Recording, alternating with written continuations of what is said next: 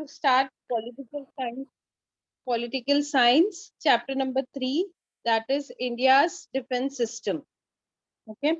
Now, first of all, what do you mean by defense system, students? It's basically organization of countries, armies, and weapons, and their use to protect the country or its interest.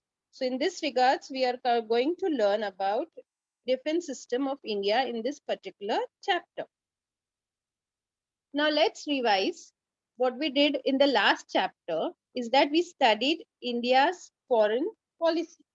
Now, India's foreign policy, we studied that India's foreign policy, we studied about India's policy, its internal dealings, and also its relation with other nations. Now, we have understood that the primary national interest of a country includes defense from foreign aggression. So, going to previous chapter, we have understood that uh, the basic or the priority of any country is to keep the citizens or the people of that country to be safe.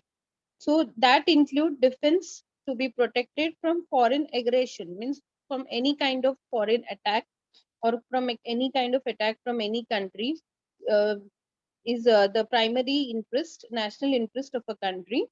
And internal unrest means internal fight, that also includes the primary national interest and keeping the borders safe. So for any country, okay, including India, we have to uh, keep ourselves, keep the citizens of our country safe from any kind of foreign aggression, from internal unrest, and keep the border safe as well. So for this reason, students, every nation has to create a defense system at a national level. So India has also created such a system. So in this chapter, we are going to understand its nature and study the challenges it faces. So that is what you all are going to study in this whole chapter. You will study about India's defense system, and you will also study about what are the challenges faced by India's defense system. Now, first topic here is subtopic here is what is national security. Now, the international system. Now, international system, this concept you have come across in the previous chapter as well. It's basically a system where independent and sovereign states come up together. So the international system is basically made up of all sovereign nation, all the supreme nations. So even if they cooperate with each other, sometimes there are conflicts between the sovereign nation. So we have understood in the international system, all the countries of the world, they come together. We are interdependent on each other. We help each other. There is internal dealings, exchange with all the countries, however rich it is or however mighty it is. So when we cooperate with each other, there are some kind of conflicts, okay, some kind of arguments or some kind of disagreement between the nations. So there are disputes between nations over boundaries, or sometimes conflicts emerge between them over water sharing. So this sovereign nation, which is the nations which have a defined territory and which administers its own government, and it's not dependent on any other power.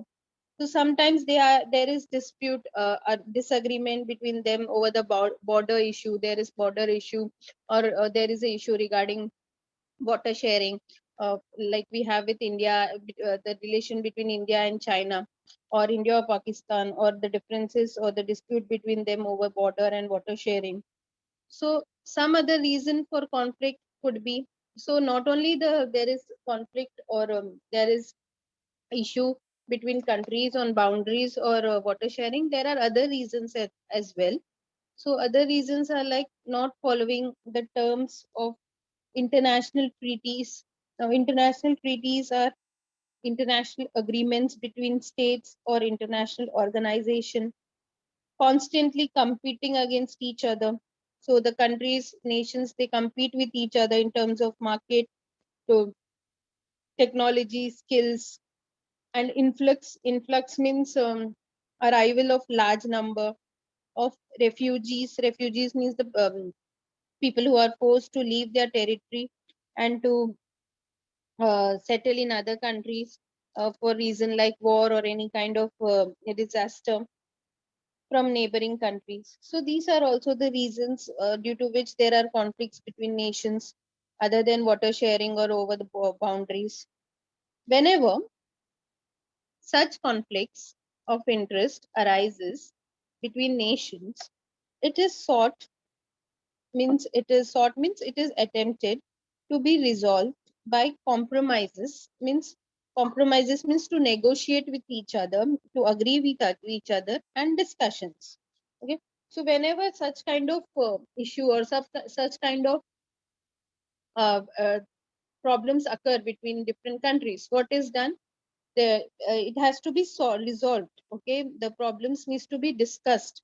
Okay, and the solution needs to be found out.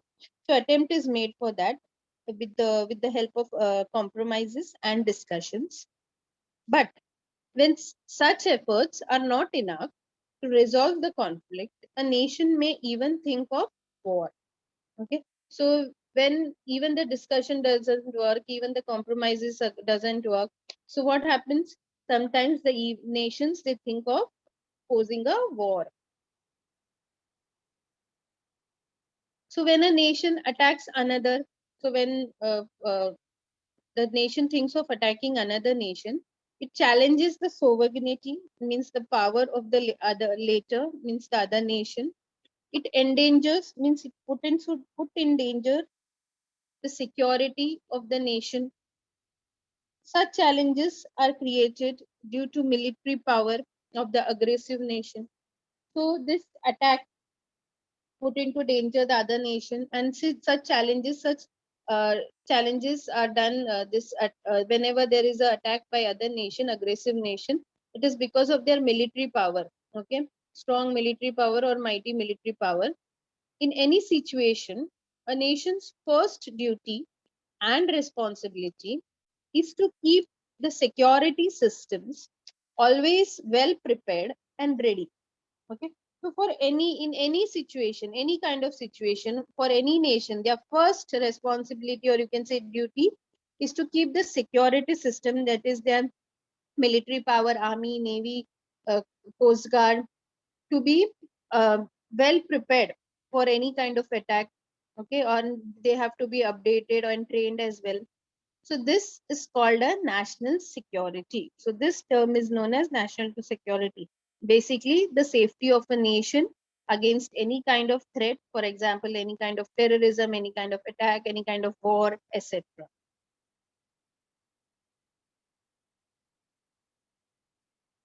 The next point is ways to safeguard national security.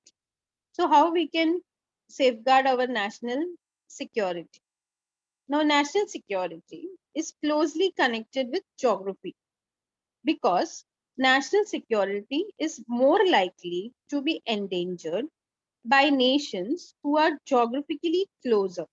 Okay, so the national security of our nation is uh, in danger, especially by the nations who are closer. Okay, like neighboring countries. Like in India, we have neighboring countries like Afghanistan, China, Pakistan, Nepal, Bhutan, Bangladesh. So a nation must assess means check out the threat to its geographical boundaries, and the source means from where that the threat is, the danger is coming from. Okay, so basically the first point here is the ways to safeguard national, how we can keep safe. We have to, we are our country is specially endangered by the nations which is geographically closer, so we have to keep a source, or we have to be updated with the threat coming from the closer nations. The next point is, in order to keep this threat at bay. At bay means in order to keep this danger away, at bay means away, the nation has to increase its military might. Okay, yes, so to fight against any kind of danger, we have to keep our military power, increase our military power and make it strong. The nation has to use modern technology, means they such kind of technology which plays a significant role and will continue to strengthen our national security, to predict the threat, to build weapon system, to build a strong weapon system, arms and ammunitions like any rifle, missiles, aircraft gun. Okay, so missiles like you can see here, Indian missiles. Okay, Agni 1, Agni 2, Agni 3, Agni 4. Okay, so India, these are the Indian missiles, so we have to build this weapon system, make it strong. Okay, and modernize as well, and update the defense forces with the latest training or with the use of latest technology. Resolving conflict by taking recourse to war. Now your third point is we need to solve the conflict, the solving the conflict by taking a source of war in order to safeguard national security, brings internal peace into danger. Okay? So, whenever, if to solve any kind of issue between the countries, if the country is taking a source or taking a step of posing a war, it will just bring the internal peace of the country into danger. Hence, some nation they try to get the support of other nations to manage the threat to their national security. So these are the ways to safeguard our national security. Now we come to next point, students, that is India's security system. So security system of our country, India. So it includes the army, the navy, and the air force. So students, all these three forces defend the country, or you can say protect our country. The responsibility of protecting the geographical boundaries is on the army. Okay, so all the geographical boundaries of our country is protected by the army, whereas the navy protects the coastline. Coastline means the boundary between the land and an ocean. The air force is in charge of protecting India's airspace. So this three security system, okay, three forces of our country, they, because of them we are living a safe or protected life. We have been protected.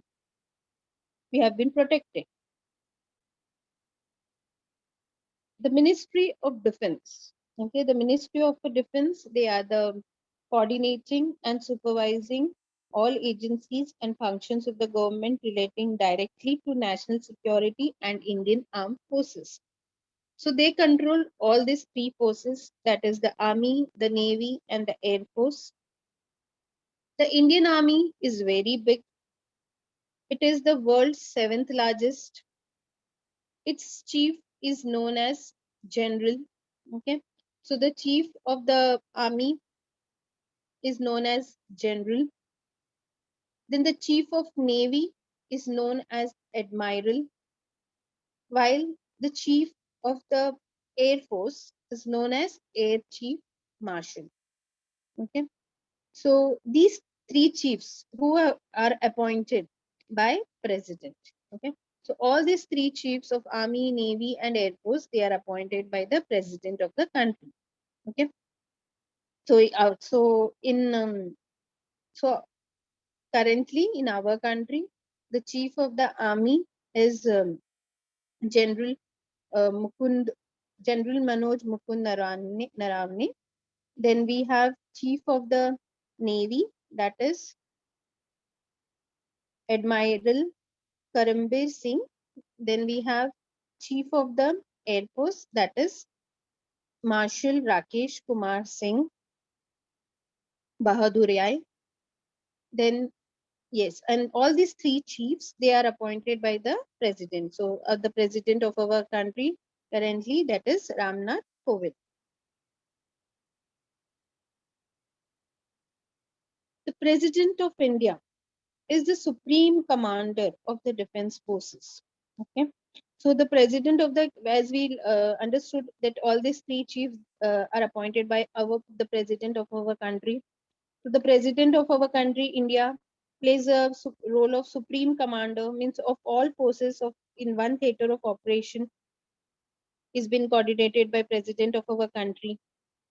The defense forces cannot take any decisions about war or peace without the consent means permission of the president, because the latter represents the civil power, because the president of our country is the ultimate authority charged with governance of the state. So in a democracy, civil leadership, that is leader in municipal affairs, is considered to be at superior, at higher level to military leadership, that is the process of influencing the soldiers to accomplish the mission by providing purpose, direction, and motivation. Now, many measures are taken so that all three defense forces in India's security system are modernized. For this, some research institutions have been set up. So there are many measures that have been taken to modernize the India security system or all three defense forces.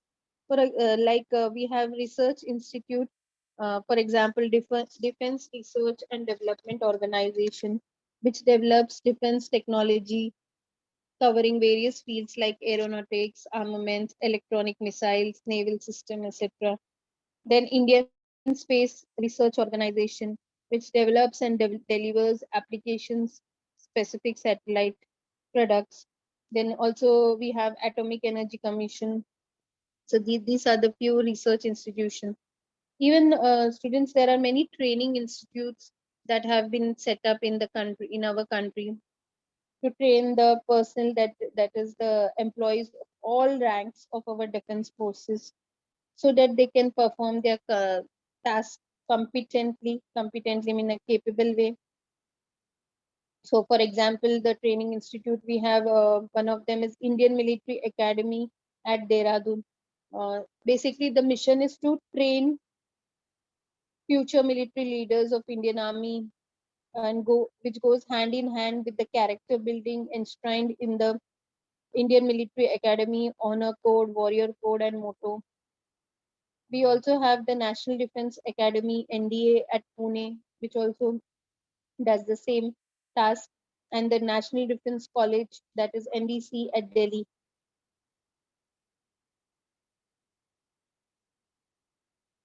Then we come to next, that is paramilitary force. Now paramilitary forces, now the students, they are like organized like an army, and they perform other civil or military functions in our country.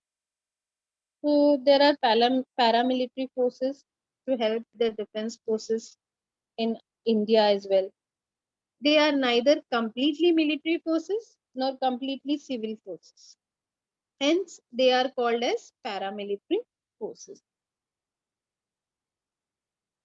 Now, their main task, what is their main task to be done is to help the defense forces of our country.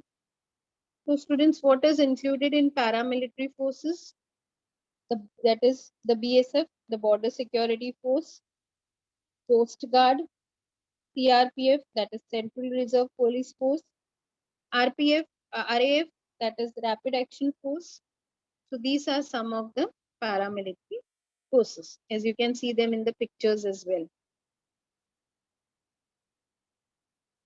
Now, what is this paramilitary forces responsible for? Okay, or what task is performed by them? Basically, they are responsible for providing security of important locations like railway stations, then oil depots wherein there is storage of oil, petroleum, petrochemical products, from which these products are transported to end users or other storage facilities. Water reserves, which is a tract of land reserved for feeding streams that are utilized for water supply. So they are responsible to protect it, the paramilitary forces. Now we have Indian paramilitary forces. It refers to three organizations that assist the armed forces closely and are led by officers of the Indian Army or Indian Navy. However, any rules, any law, or you can say any rules of the government have not defined them. Earlier, the term paramilitary forces, it was used for 8 forces. Okay? So here I am giving you a few additional information about paramilitary forces. So earlier it was the term paramilitary forces was used for 8 forces. That was like Assam Rifles, Special Frontier Force, Indian Coast Guard, Central Reserve Police Force, Border Security Force, Indo-Tibetan Border Police, Central Industrial Security Force, Sashastra Seema Bal. However, after you can say from 2011, they have been recognized into two classes, or you can say they have been regrouped into two classes, whereby the later six, okay, the later six, which is you can say the Border Security Force, Indo-Tibetan Border Force, Central Industrial Security Force, Sahastra Seema Bal, okay, they are called as Central Armed Police Forces. So they are all included under CAPF, that is Central Armed Police Forces. And the first three, that is Assam Rifles, Special Frontier Force, Indian Coast Guard, okay. So they are currently paramilitary forces of India. That is Assam Rifles, which is a part of Home Ministry. Special Frontier Force, it's a part of Cabinet Secretariat, and Indian Coast Guard, which is a part of Ministry of Defense.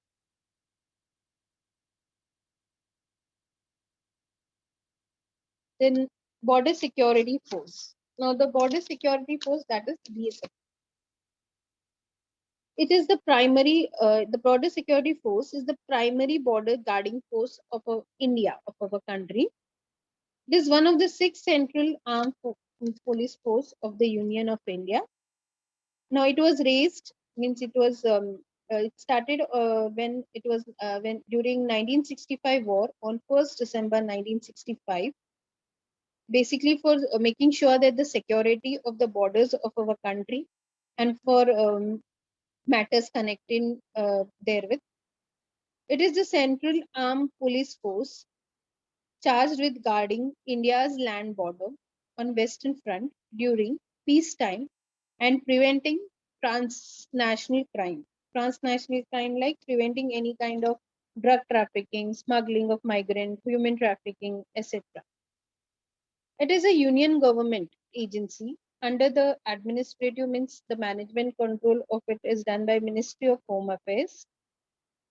The BSF, that is the Border Security Force, has its own cadre. Cadre means group of officers, but the head is designated as Director General (DG). Since its raising has been an officer from the Indian Police Service. It is also takes officers from IPS on deputation as well. Now the BSF has grown exponentially. Exponentially means it is increasing its number rapidly. From a few battalions means military unit. It was few in 1965 when it started, to 186 battalions with a sanctioned strength of 2,57,363 personnel employees, which includes an expanding air wing, marine wing, intelligence units as well. And it currently stands as the world's largest border security force. And the BSF has played a major role. Okay, so the border security force of our country, it has played a major role, important role, you can say, during Indo-Pakistan, that is India-Pakistan War of 1971, including Operation Blue Star. Operation Blue Star, which was basically started on 3rd June 1984 under Major General Kuldeep Singh Brar, and which ended on 6th June with the death of Khalistan supporter, that is Sant Jarnail Singh Bhindranwala. Even they have played a major role in Operation Black Thunder, that was started in 1986, conducted against the terrorists in Golden Temple. And it has also handled counterinsurgency, means the military action taken against the activities of revolutionaries, operations in Jammu and Kashmir as well. The next paramilitary force, that is Indian Coast Guard, ICG. So the Indian Coast Guard, they protect India's maritime, that is the seas, airships of our country, and they enforce, that is put into force maritime law with jurisdiction, that is legal power over the territorial waters of India, including its contiguous zone and exclusive economic zone. Indian Coast Guard, they were established on 18th of August 1978 by the Coast Guard Act 1978 of the Parliament of India as an independent armed force of India. It operates under the Ministry of Defense. Now, what work they perform? It works in close operation with Indian Navy, the Department of Fisheries, the Department of Revenue, that is Customs, and the central and state police forces. Now, what is their mission? Which includes safety and protection of islands, of artificial island, offshore terminals, and other installations. They protect and give assistance to fishermen and mariners, that is a sailor at sea. They preserve and protect marine ecology, that is deep sea, coral reefs, rocky shores, salt marshes, sandy shores, and environment, including pollution control. Assistance to the Department of Customs and other authorities in anti-smuggling operations. So they also provide assistance to custom officers as well. Law enforcement in territorial as well as international waters. Scientific data collection and support is done by them. National defense during hostilities, means they act as a national defense during the time of war. Hostilities means war. Then the next paramilitary force, we have under paramilitary force we have CRPF, that is Central Reserve Police Force.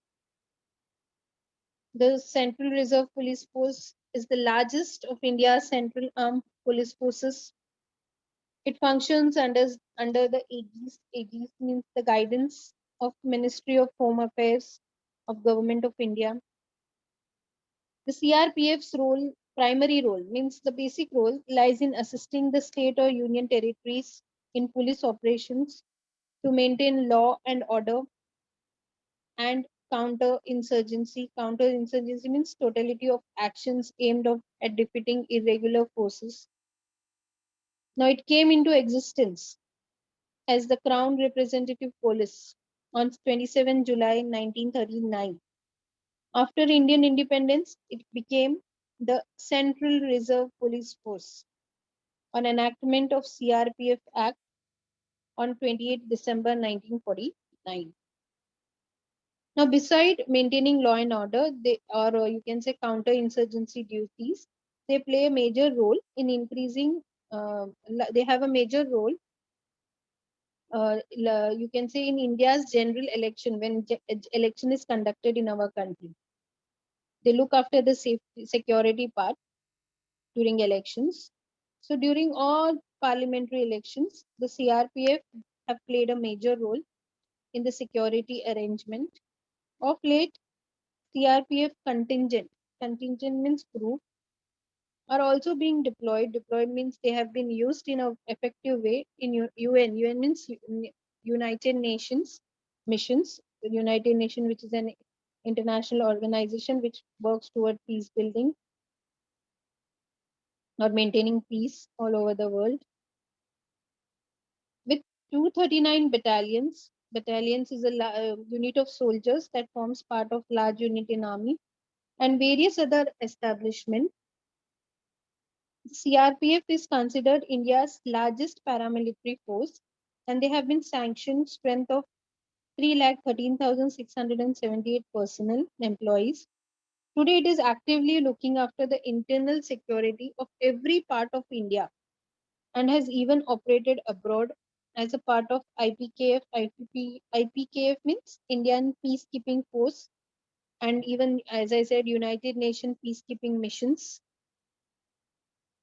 It is performing a variety of duties, ranging from security for VIP to election duties, from guarding of vital installations to the counter. Counter means to prevent Naxal operations. Naxal means the Naxalite movement, which is a political organization that claims the legacy of Communist Party of India, formed in Kolkata in 1969.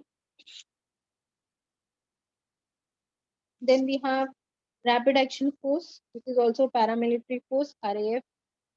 So it's a specialized 10 battalion wing of Reserve Pol- Indian Central Reserve Police Force.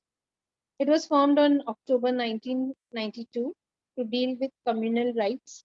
That communal rights means basically the clashes between that happened between two or more communities owing to the clashes of communal interest and related civil unrest, like any um, any kind of riots, strikes, demonstration criminal activities.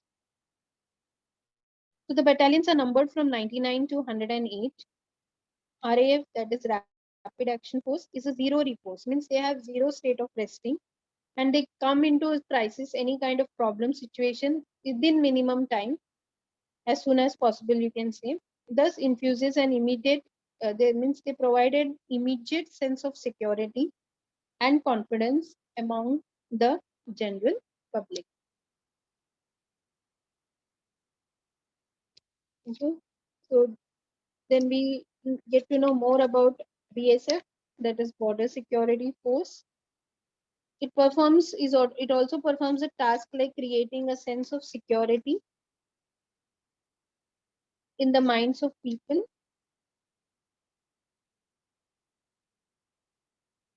living in areas near the border, preventing smuggling, any kind of smuggling, patrolling means keeping watch over the border as well. So these are also the tasks which is performed by BSF, Border Security Force. Even the Coast Guard, they have been protecting Indian oceanic borders, as we discussed, Indian oceanic borders like Arabian Sea, Indian Ocean, Bay of Bengal. The Coast Guard carries out the task like protecting the fishing occupation within Indian maritime borders, preventing smuggling, which happens along the sea routes. So this has been prevented by them. Then we have the CRPF, that's the Central Reserve Police Force. It helps in the administration, that is management, in maintain and to maintain law and order. Means like you can say a situation in which law is obeyed. So they look into that. Then Rapid Action Force, that is RAF. So they perform the task of bringing people's lives to normalcy. Means when any kind of riots or any kind of, you can say, strikes or protest or any kind of bomb blast happens. So they play a major role uh, in minimum time. They provide security as well as they bring the life of the people normal after this incident happened by moving quickly in the incidents to the of threat to national security, that is danger to our national security, such as bomb blast or riots, like bomb blast which happened in Mumbai in 1991, 1993, then 2003. Riots which happened, Gujarat riots 1969, then 1992 Bombay riots. Then we have National Cadet Corps, that is NCC. So this has been established, students, with the purpose of instilling. Instilling means inculcating among students the love of discipline and military training as well. So the boy and girl students from schools as well as colleges can join National Cadet Corps, that is NCC. So today we have covered these points, starting from what is national security, how we can safeguard our national security, Then what does India's security system include? And then the paramilitary forces part, which included Border Security Force, Coast Guard, Central Reserve Police Force, and Rapid Action Force, and the National Cadet Corps. Now let's look on to the evaluation part of this particular part of the lesson. And here you have question number 1, that is choose the correct option and write the complete answer.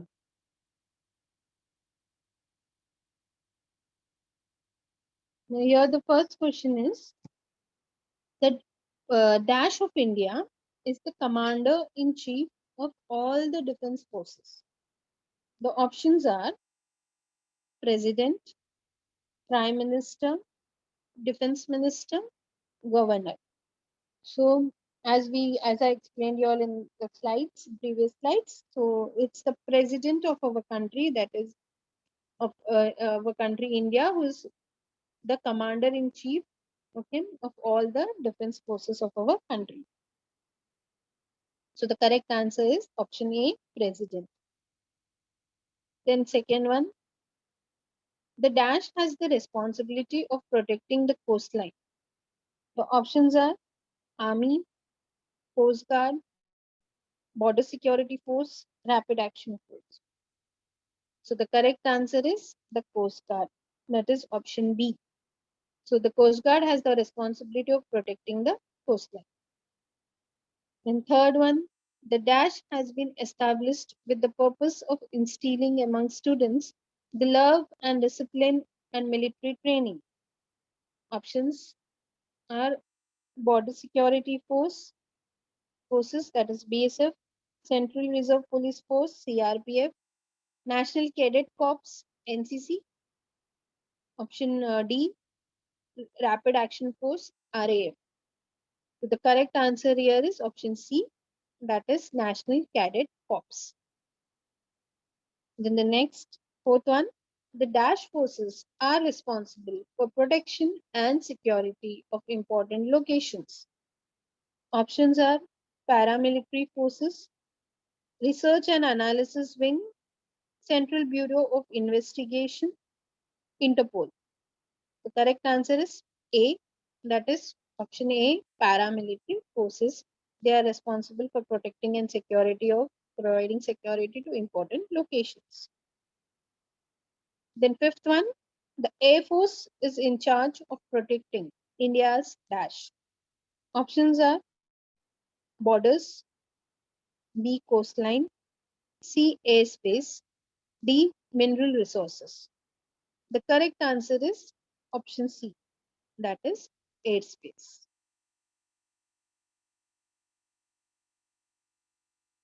The next question is, state whether the following statements are true or false with reason.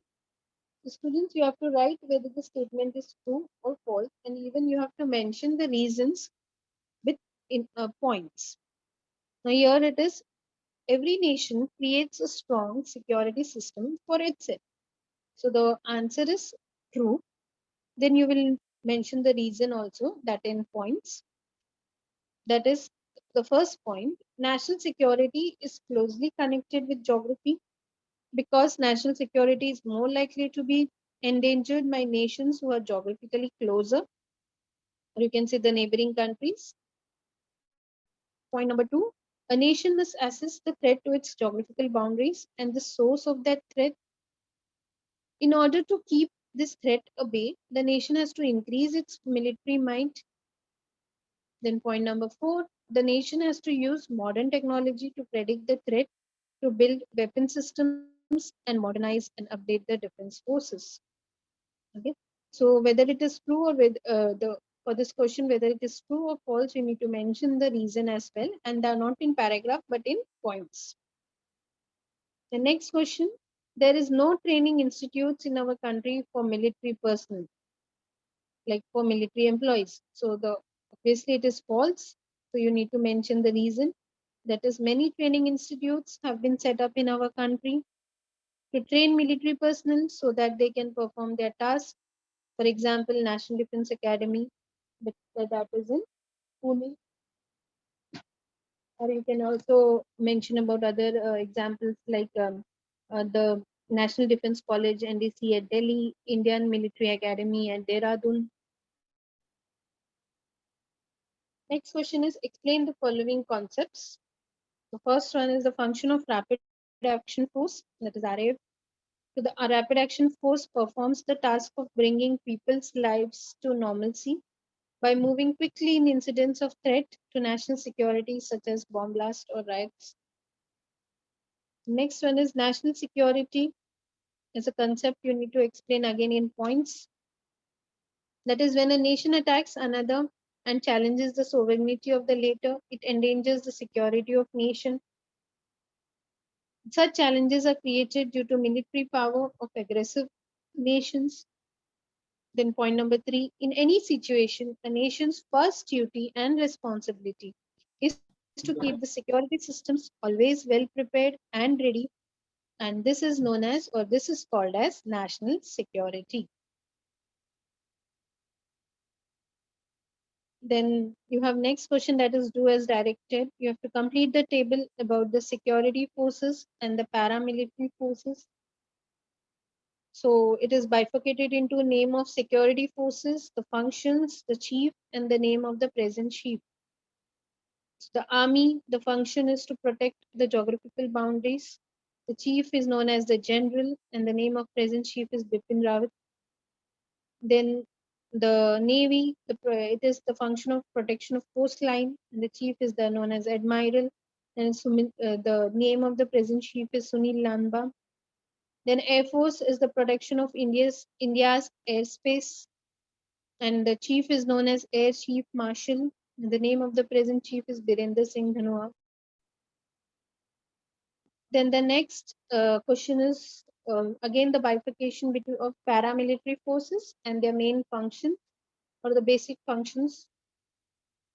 The rapid action force, which comes under paramilitary force, the function is to bringing life to normalcy after contingencies like blast and riots. Border security force, patrolling and securing borders. Coast Guard, it is to protect the Indian maritime borders and preventing smuggling along sea routes. Central Reserve Police Force, they help the administration in the states to maintain law and order. Then Home Guards, they maintain public security, provide essential supplies and services during national disaster and regulating traffic. National Cadet Corps, they instill love and discipline and provide military training. Then we come to an answer in brief. Again, you to answer in points. It is the what are the threats to national security? The first point is India's security is not only threatened by outside power, but also from within. So it is not just the difference between external security and internal security that is important anymore. Religion, regionalism, several religious movements, rebellious movements based on ideology, race, ethnicity, economic inequality are creating instability. For example, the Naxalite movement is a threat to India's internal security. Then write the functions of the border security force. So you need to mention what are the tasks performed by them, like creating a sense of security in the mind of people, like protecting the areas near border, preventing smuggling, patrolling the border, etc. Then what does the Central Reserve Police Force do? They help the administration in various states to maintain law and order. Then describe the three major armed forces in India. So you need to mention about the army, the navy, the air force. The three. So India's security system includes the army, the navy, the air force, the three forces that defend the country. The responsibility of protecting the geographical boundaries is on the army, whereas navy protect the coastline. The air force is in charge of protecting India's airspace. Ministry of Defense controls all the three forces. The Indian Army is very big. It is the world, say, seventh largest, and its chief is known as General. The Chief of Navy is known as the Admiral, whereas the Chief of Air Force is known as Air Chief Marshal. And these three chiefs, they are appointed by the president of our country. So we have completed this part of the chapter. Tomorrow we will continue with the further part of the chapter. Students, I hope you have understood this part, which included about national security, the India security system, and the paramilitary forces.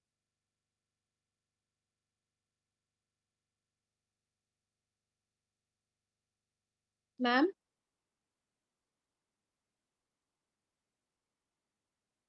Supriya ma'am.